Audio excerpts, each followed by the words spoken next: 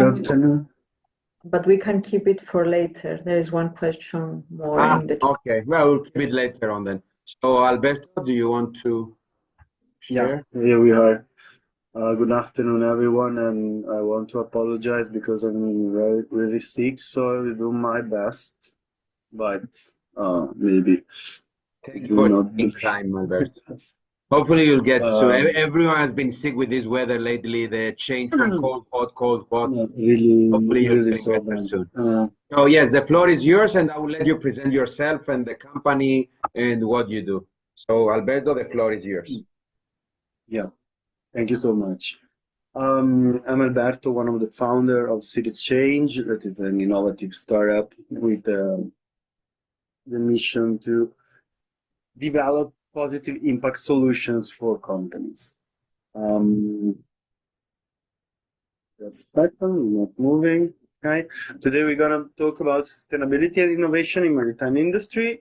As I said before, we are an innovative startup with social vocation, and we are dedicated to link ocean conservation with corporate sustainability. How we do that? With impact solution, with the three pillars of environment, society, and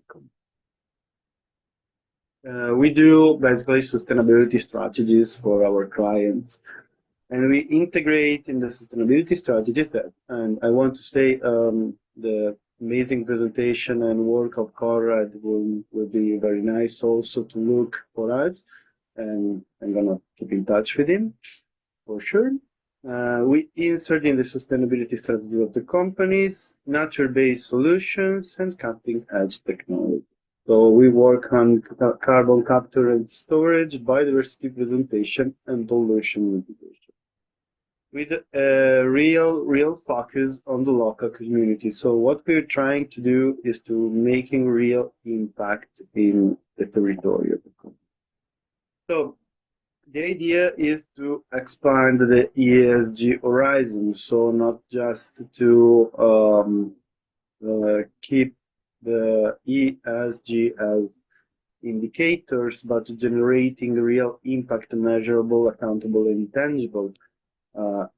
Why? Because we have to keep in mind that sustainability is not just indicators, but sustainability is where companies live, where their stakeholders live, where their clients and their employees live. So what we're trying to do is to mix corporate climate and social goals to generate value in their territory and making them compliant with the law, but at the same time to develop their local communities with projects with positive impact. And this is the team made by the three founders that we are environmental economists. Then we have our head of R&D that is a PhD in marine biology, and then we have also Silvia and another PhD in management of climate change, and then we have our carbon management Alex, and Elena, that is social media and marketing specialist. I'm really sorry for my voice, but I'm really trying my best. So sustainability innovation has to connect, because the climate action is the fuel of innovation, and we are not just ourselves telling this, but also two of the most important studies of last year said that 90% of managers in the world believe that company economic growth must pass by reducing its CO2 emission and achieving climate goals. Also, we know that if corporate make a decarbonization path tractor really well, they gonna have an increase in the revenues. And why we use oceans? It's not just because we love oceans and it's a passion for us, but because ocean is our best ally to fight climate change. Also, the blue economy, that is the economy of the maritime sector, is one of the growest economy in the last years and going to reach $3 trillion till 2030.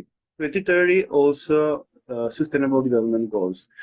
in the Sustainable Development Goals, the most important for the maritime sector is the 14, life below water, but it's also the one in which averaging people invest less. So we need at least $150 billion every year to reach the goal 14 in 2030. And it's what we are trying to achieve. So, sustainability innovation for maritime industry, which challenges?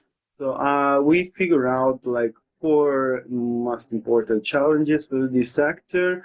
The first one is about the GHG emissions. The 3% of global GHG emissions come from the maritime sector. So it's huge impact of this sector, and even if there are the IMO targets that are set to achieving net zero by 2050, it's not going to be possible to reach it.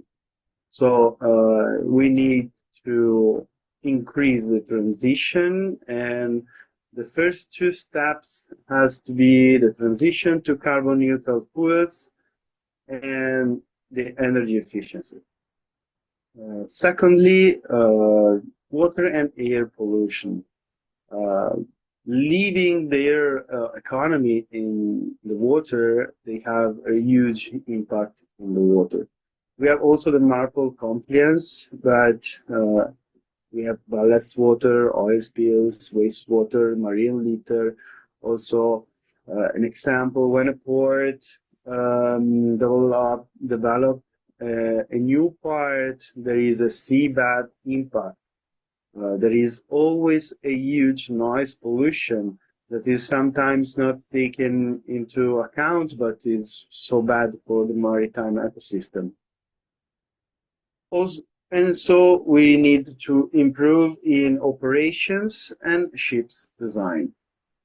The third one is social responsibility, because it's important also, as I said before, safety and security for employees, the labor practices, the employees' welfare. So it's more and more important for a company that employees are happy and they're good on working on, and they also need to have a community impact. So it's important to have an impact on the local community to increase the value of their community.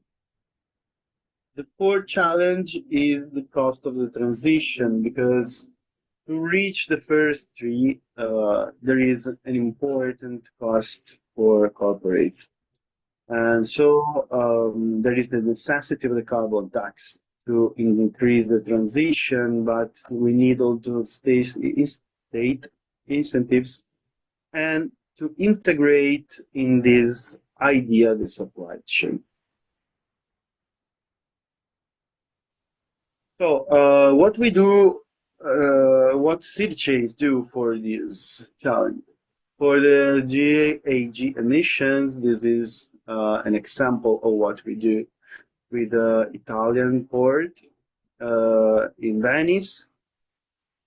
We started 2 years ago by calculating carbon footprint and making an emission reduction strategy. So last year they moved to solar panel energy that now is from 70 to 80% of the energy of the port.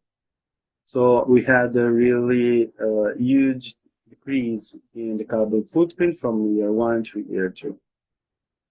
And what we are doing, we are also offsetting with blue carbon credits. These blue carbon credits come from projects in Venice Lagoon that is a project of carbon capture and storage, but as also a biodiversity increment of the area.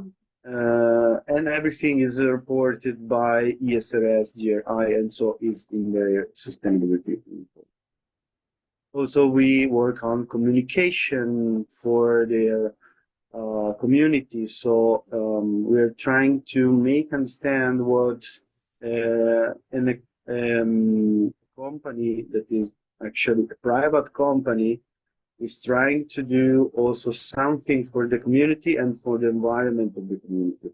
So trying to lead economic sustainability with social and environmental sustainability.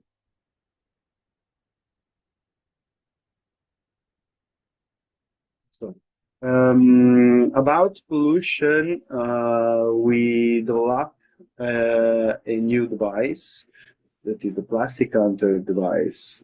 And actually, thanks to this device, we can analyze and monitor the water quality. So basically in the port, thanks to this device and to like 6 months of analyzing and monitoring, we can understand the salubrity of the water and actually what are the aliens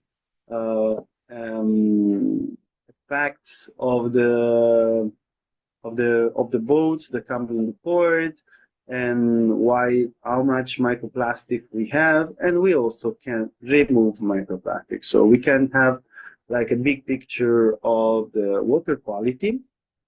That is one of the most important challenge for ports, for example, and also for the boats that come on the port. And then we can take actions with the water quality understanding. About social responsibility, we developed projects for the new generations. So what we're doing is trying to making educational program about marine litter and how to manage marine litter in the water in school classes. And this is also not just educational, but it's also creative because we actually create art from the marine litter that we take from the sea in another of our impact projects.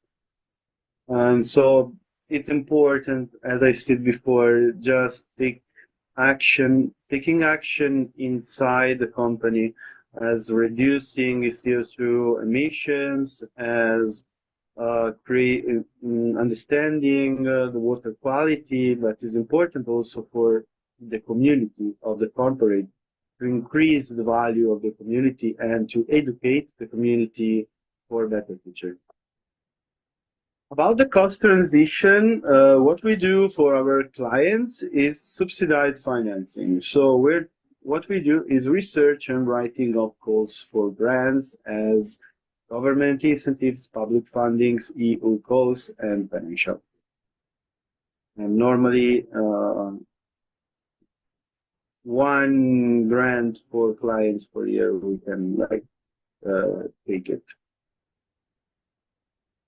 Next up is the sea footprint. We're working with our R&D team on this new tool that is like a marine ecosystem impact calculator and sustainability-based reduction tool. So to take everything together that I said before, we're trying to, we're gonna launch it in this summer, and I will be glad if every one of you wants to be one of the first to understand how much their impact are really on the sea side.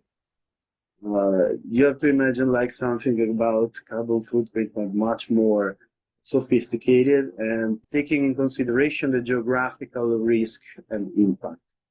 And so the idea is to understand in which area is necessary to improve and focus the investments. So not just focus on one type of investment, but understanding which are the risks of my company on the environment and how can I avoid this and which investment I have to take it. This is a tool for corporates, but also for blue funds that can evaluate their investment thanks to this, and for Maritime Accelerator that can understand also about startups. If you have any question, here, thank you for your attention. Thank you very much, Alberto, and taking the time, even though, yes, we could see that you were not feeling very well. So thank you very much for taking really the time. sorry, really. No, don't worry about it. So if we have any questions, please raise your hand so that we will let Alberto leave if he doesn't need to stay until the end, obviously, since he's not feeling that well. But I have a question about the corporates that you said with the marine in your slide 13. Are you more focused on ships, on their effect on the marine? Which one? Slide 13 about your new tool. Is it mostly This for, one. let's say, coastal marine ecosystem or any kind of marine ecosystem? No, is any kind of marine ecosystem. But the idea is also to bring the concept that is not just about coastline corporates that has to calculate their impact on the sea, because we work on also on the rivers and lakes, because at the end all the water is connected. So just making an example, in a corporate that discharge their pollutants in the river gonna have for sure an impact on the sea. So it's basic example, but the idea is to really bring the idea to we need ocean to stay alive basically and fight climate change is the only option we have, and all the company needs to understand the risk of their activities on these and take actions and investments for them. Thank you very much, Alberto.